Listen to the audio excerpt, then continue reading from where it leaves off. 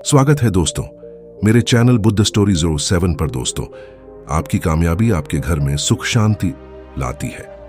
आपका हमेशा मुस्काना, हमेशा खुश रहना और स्वस्थ रहना जीवन की बेहतरीन खुशियां देता है और आपको इस दुनिया का सबसे सुखी इंसान भी बनाता है। आज की जो कहानी मैं आपको सुनाने जा रहा हूं, इस कहानी में सारी दुनिया का ज्ञान समाहित है और सभी मुसीबतों का समाधान भी है। इसलिए इस कहानी को आप अंत तक जरूर सुनेगा। बहुत समय पहले की बात है। एक छोटा सा नगर था। उस नगर में एक बहुत ही धनी सेठ रहा करता था। उस धनवान सेठ के पास कहने को सब कुछ था, किसी चीज की कोई कमी नहीं थी।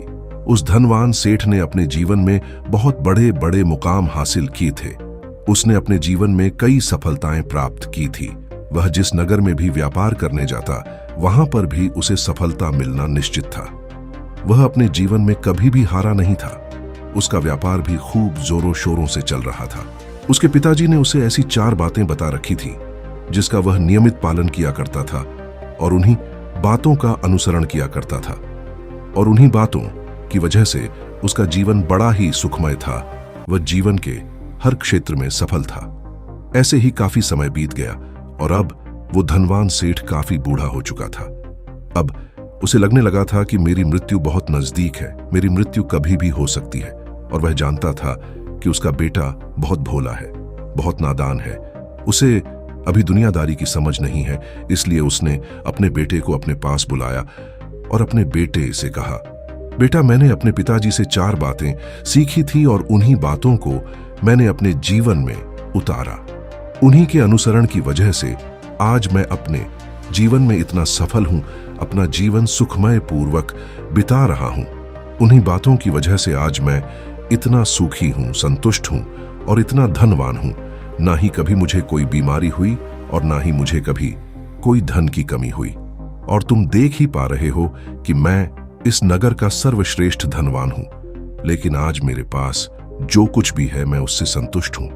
मैं खुश हूं, लेकिन मैं चाहता हूं कि तुम मुझसे भी आगे बढ़ो। तुम और नाम कमाओ, तुम और धन कमाओ, लोग तुम्हारे बारे में जाने, तुम्हें पहचाने, क्योंकि हमारा समय कुछ और था और तुम्हारा आने वाला समय कुछ और ही है। उस धनवान सेठ ने अपने बेटे को अपने और करीब बुलाया और उससे कहने लगा, बेटा, आज मैं तुमको दुनिया की ऐसी 4 महत्वपूर्ण बातें बताने जा रहा हूं जो मुझे मेरे पिताजी ने बताई थी और इसी के कारण आज मैं इतना सफल हूं। यदि तुमने इन सभी बातों को अपने जीवन में उतार लिया, इनका नियमित तौर पर पालन किया, इनका अनुसरण किया, तो तुम भी अपने जीवन में बहुत धनवान बन जाओगे, अपने जीवन को बहुत सुखमय तौर पर बिताओगे। इन बातों के अनुसरण से न तो तुम्हारे घर परिवार में कोई दुख आएगा और न ही तुम्हारे व्यापार में कभी कोई परेशानी उत्पन्न होगी।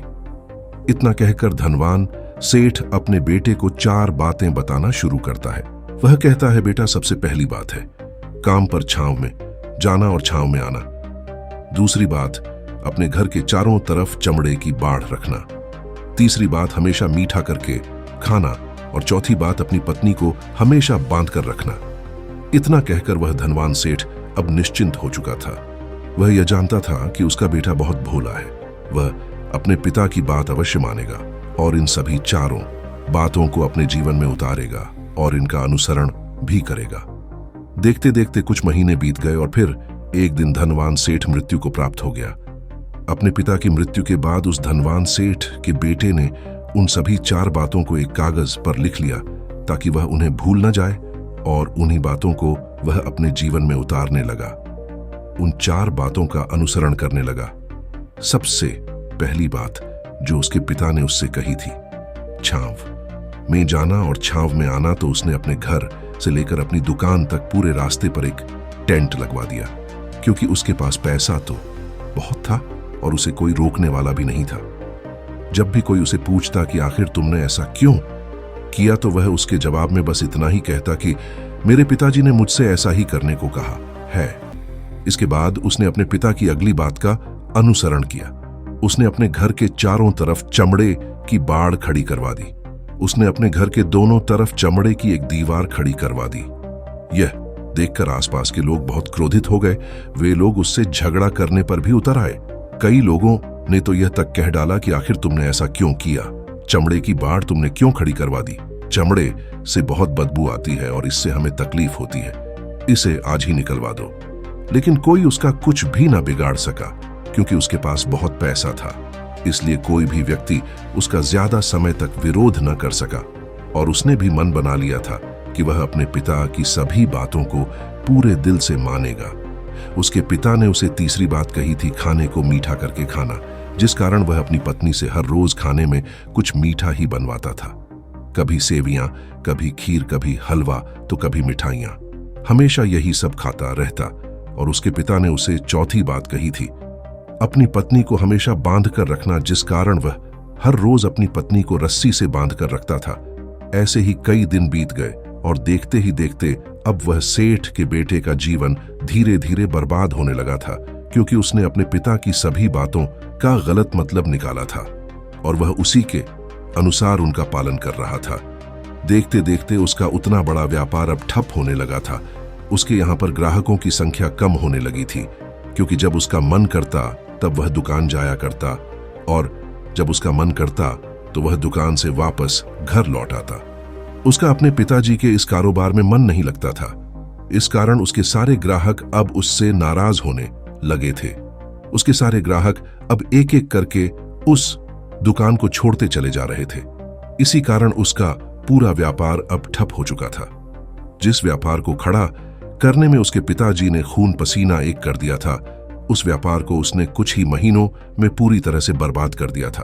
अब उसका धंधा बहुत कम हो चुका था, जिस कारण वह बहुत परेशान रहता था, बहुत चिंतित रहता था। और तो और उसने अपने घर के चारों तरफ चमड़े की दीवार खड़ी करवाई थी। उस कारण आसपास पर बहुत गंदी बदबू फैल चुकी थी। इसलिए जो भी उसके आसपास रहते थे उन सभी ने वह घर छोड़कर कहीं और पर अपना बसेरा बसा लिया। चमड़े की बदबू के कारण अब उसके घर में भी कोई नहीं आता था।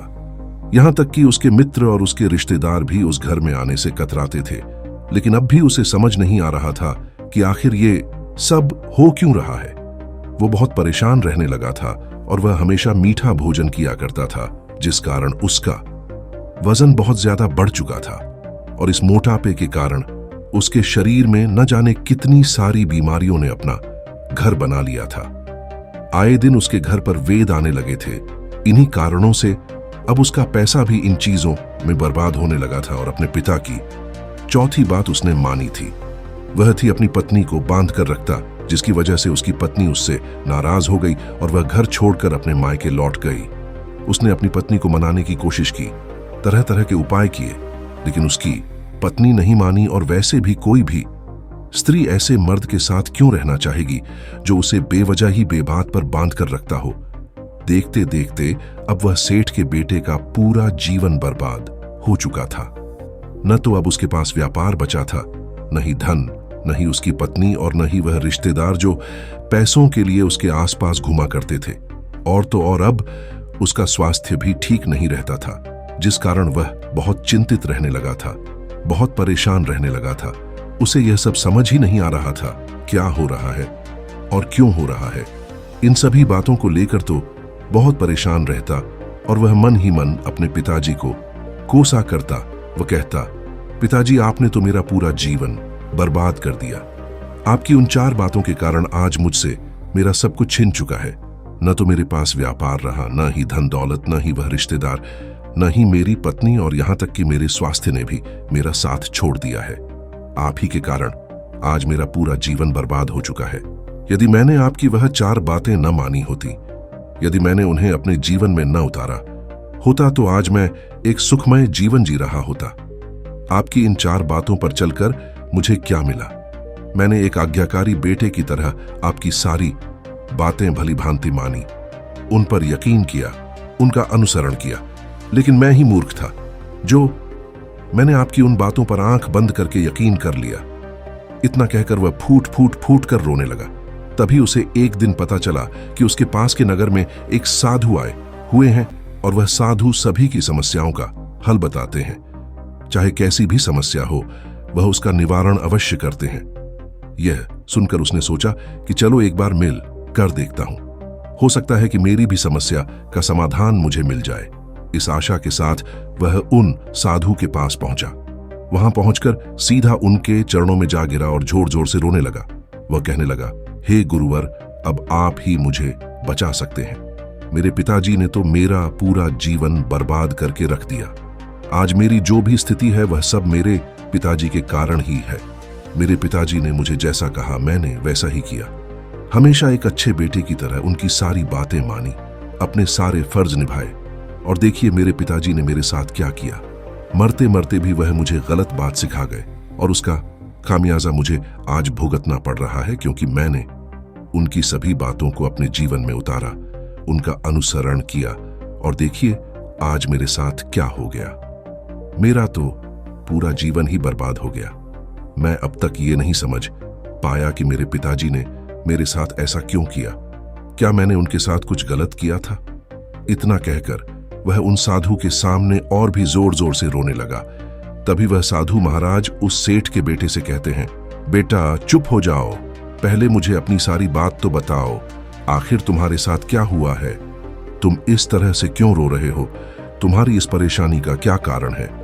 उन साधु के इतना कहने पर उस सेठ के बेटे ने पर्ची उन साधु के हाथ में रख दी, जो उसने अपने पिता की मृत्यु के बाद लिख रखी थी, जिसमें उसने अपने पिता की चारों बातें लिखी थी।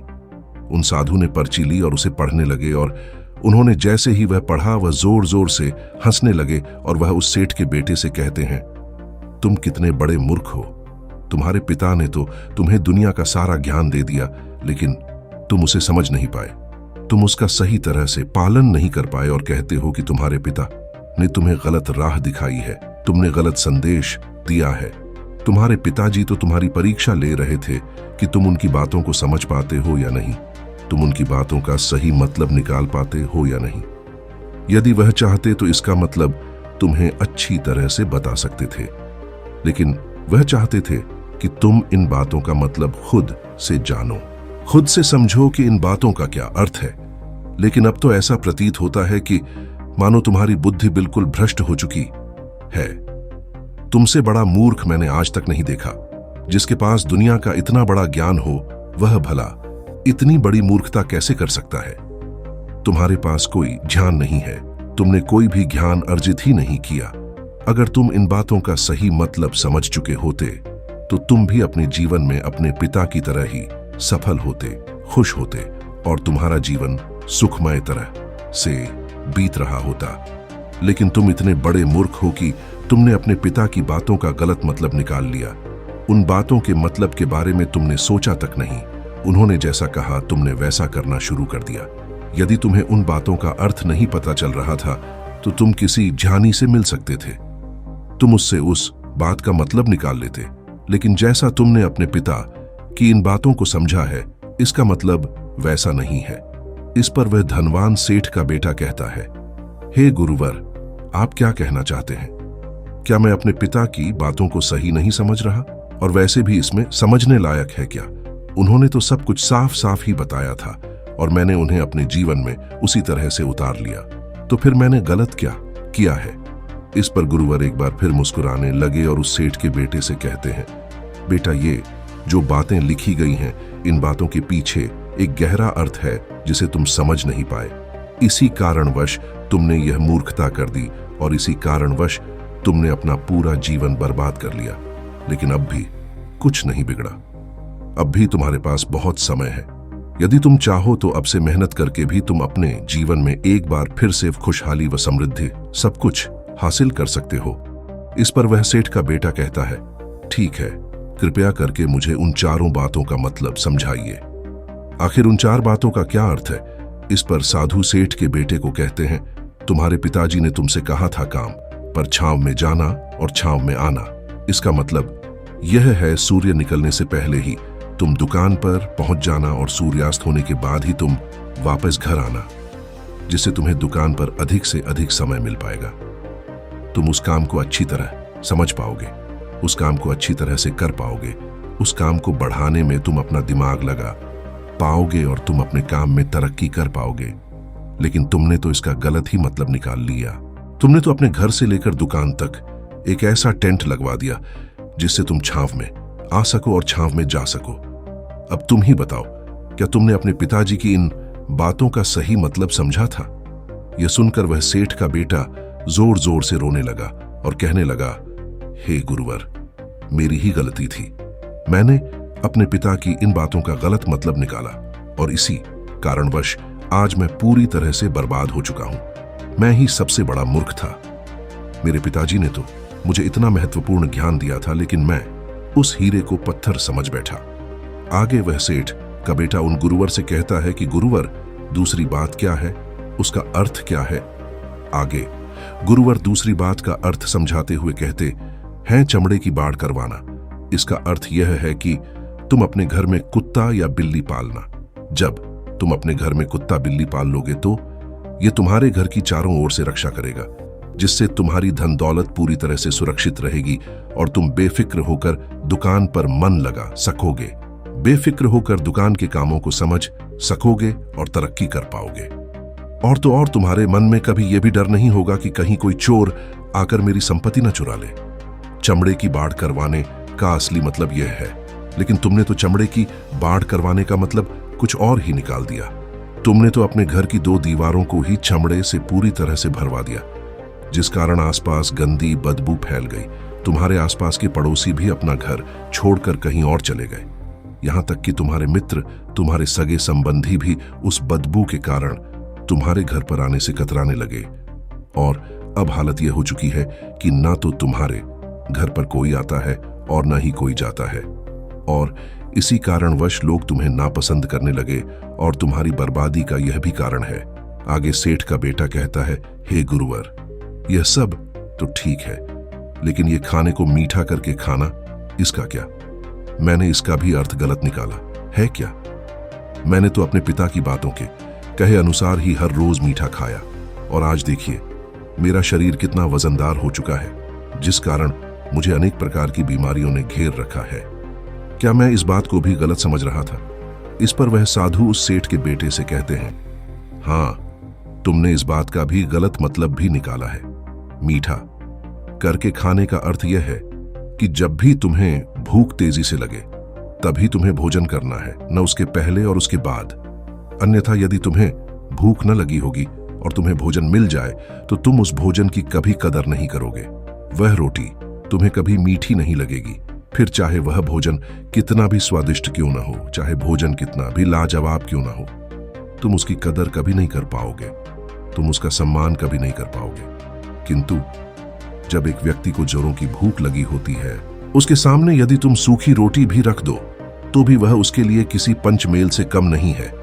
वह उसे प्रेम पूर्वक खाता है, उसका आदर करता है, उसका सम्मान करता है और वह रोटी उसे मीठी लगती है। इसीलिए तुम्हारे पिताजी ने यह कहा था कि भोजन मीठा करके खाना, जिससे तुम्हारा स्वास्थ्य भी अच्छा रहेगा। क्योंकि जब एक व्यक्ति को भूख लगी होती है और उस समय पर जब वह भोजन करता है तो वह उसके लिए एक अमृत समान होता है, और वहीं पर जब किसी व्यक्ति को भूख न लगी हो और ऐसे समय पर वह भोजन करता है तो वह उसके लिए विष समान है, वह उसे बहुत नुकसान पहुंचा सकता है। लेकिन तुमने तो इसका भी गलत मतलब निकाला था। तुम हर रोज मीठा खाने लगे, जिस कारण तुम्हारा वजन बढ़ने लगा और इसी कारणवश तुम्हारे शरीर में अनेक रोग ने अपना घर बना लिया और यह तुम्हें मृत्यु के करीब ले जा रहा था। इसलिए आज से जब भी तुम्हें जोरों की भूख लगे तभी भोजन करना तुम्हारे लिए अत्यधिक फायदेमंद होगा और तुम्हारे शरीर को हमेशा निरोगी बनाने में तुम्हारी मदद करेगा। और जब भी तब भोजन की आवश्यकता न हो, तुम्हें भूख न लगी हो, ऐसे समय पर भोजन कभी ना करना, यह तुम्हारे लिए बहुत नुकसानदायक साबित होगा। और यही तुम्हारी तीसरी गलती थी, जिस कारण तुम्हारा पूरा जीवन बर्बाद हो रहा था। आगे सेठ का बेटा कहता है कि तू ही गुरु है। चौथी बात तो बिल्कुल साफ लिखी गई है, अपनी पत्नी को हमेशा बांध कर रखना, तो इसका अर्थ भी कुछ और है। क्या मैंने इसका भी गलत मतलब निकाला है? इस पर साधु कहते हैं, हाँ बेटा, अपनी पत्नी को बांध कर रखने का अर्थ यह नहीं है कि तुम रोज रस्सी से बांध कर रखो, बल्कि इसका अर्थ तो यह है कि जब भी तुम दोनों के बीच में कोई आपसी मतभेद हो जाए, कुछ नोक झोंक हो जाए, तो तुम अपनी पत्नी पर हाथ मत छोड़ना। जब तक एक स्त्री का पति उसके साथ रिश्ते में बंधा होता है तो वह अपने रिश्तों में बंध जाती है और वह अपने रिश्ते को पूर्ण तरीके से निभाने का हर मुमकिन प्रयास करती है। और ऐसे समय पर यदि तुम्हारे बीच कुछ नोक झोंक हो जाए, कुछ गलतियां हो जाएं, और ऐसे समय पर तुम उस स्त्री का हाथ नहीं छोड़ते, तो वह तुम्हें छोड़कर कभी नहीं जाएगी। लेकिन इसका अर्थ यह भी नहीं है कि तुम अपनी पत्नी पर अत्याचार करो, बल्कि तुम्हारे पिताजी का यहाँ पर कहना चाहिए था कि जो भी कोई व्यक्ति तुम्हारे साथ किसी रिश्ते में जुड़ा हुआ है, उसे अपने रिश्ते में इस तरीके से बांध लो कि वह तुम्हारे साथ झगड़े और नोक झोंक के बाद भी नुकसान न पहुंचा सके, वह तुम्हारे साथ कुछ गलत न कर सके और तुम्हारा फायदा न उठा सके। अपने रिश्तों को हमेशा बांध कर रखना, उन्हें खुला मत छोड़ना, अन्यथा वह तुम्हारे हाथ से फिसल जाएंगे। और हम में से अधिकांश लोग अपने जीवन में यही गलतियां करते हैं और अपने नए रिश्तों को कभी समय नहीं देते, जिस कारण उनका रिश्ता उतना मजबूत नहीं हो पाता और इसी कारणवश वह अपने रिश्ते से हाथ धो बैठते हैं। और यही गलती तुमने भी की। तुमने तो अपनी पत्नी को बांध कर रखा है, तो भला वह तुम्हें कैसे माफ कर सकती है? और यही कारण है कि वह तुम्हें छोड़कर चली गई। तुमने जो अपनी पत्नी के साथ किया वह माफी के लायक नहीं है, लेकिन तुम्हें अपनी पत्नी से माफी मांगनी चाहिए क्योंकि तुमने गलत किया है। इसलिए जाओ और अपनी पत्नी से माफी मांगो, उसे वापस घर लाओ। और यही वह 4 बातें थीं जो तुम्हें तुम्हारे पिता ने समझाने का प्रयास किया था, लेकिन तुमने इन सभी बातों का गलत मतलब निकाला और इसी कारणवश तुम पूरी तरह से बर्बाद हो गए। किंतु अभी भी तुम्हारे पास बहुत समय है। यदि तुम इन सभी बातों का सही से अनुसरण करते हो तो तुम अपने जीवन में एक बार फिर से वह सब कुछ हासिल कर सकते हो जो तुमने खोया है। ये सारी बातें हमारे जीवन की पूरी परेशानियों का समाधान है। तुम किसी भी तरह से इनको देख सकते हो। यदि तुम कामयाब होना चाहते हो तो तुम्हें मेहनत करनी ही होगी। सूर्य निकलने से पहले तुम्हें अपने घर से निकलना होगा और हमेशा सूर्य के ढलने के बाद ही तुम्हें घर वापस लौटना होगा, ताकि धन दौलत को कोई तुमसे छीन न ले।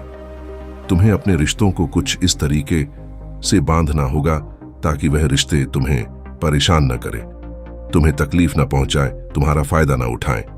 और हमेशा एक अच्छा और स्वस्थ भोजन करना जब तुम्हें भूख लगी हो, ताकि तुम्हें जो भी सांसें मिली हैं तुम उसे खुशी जी सको। और अपने रिश्तों को हमेशा बांध कर रखना, उन्हें खुला मत छोड़ देना, अन्यथा वह तुम्हारे हाथ से फिसल जाएंगे। और अपने घर में अवश्य ही कुत्ते या बिल्ली को जरूर पालना, ताकि तुम्हारा धन हमेशा सुरक्षित रहे। इन सभी बातों का अपने जीवन में अनुसरण करने के बाद तुम अपने जीवन में सब कुछ एक बार फिर पा सकते हो जो तुमने आज तक खोया है, और हो सकता है कि तुम इससे भी अधिक उन्नति कर पाओ, इससे भी अधिक समृद्धि पा सके, अपने जीवन को खुशहाल और सुखमय बना सके। इतना कहकर साधु शांत हो गए और सेठ का बेटा भी अपनी सभी गलतियों को समझ चुका था। उसने उन गुरु को प्रणाम किया और वापस अपने घर लौट गया। उसने उन सभी 4 बातों को अपने जीवन में उतारा, उनका सही अनुसरण किया। उसके बाद से उसके जीवन में सकारात्मक प्रभाव दिखने लगे। वह एक बार फिर से अपने व्यापार को खड़ा करने में सफल रहा। वह एक बार फिर से अपनी पत्नी को घर लाने में सफल रहा और देखते ही देखते उसका जीवन सुखमय और आनंदमय हो गया था। मुझे उम्मीद है कि आपको यह कहानी पसंद आई होगी और आपने इससे कुछ सीखा होगा। तो दोस्तों, कहानी कैसी लगी कमेंट के माध्यम से हमें बताएं। अगर कहानी अच्छी लगे तो लाइक करें, शेयर करें और ऐसी वीडियो देखने के लिए हमारे चैनल को सब्सक्राइब करें। आपका कीमती समय देने के लिए शुक्रिया। नमो बुद्ध है।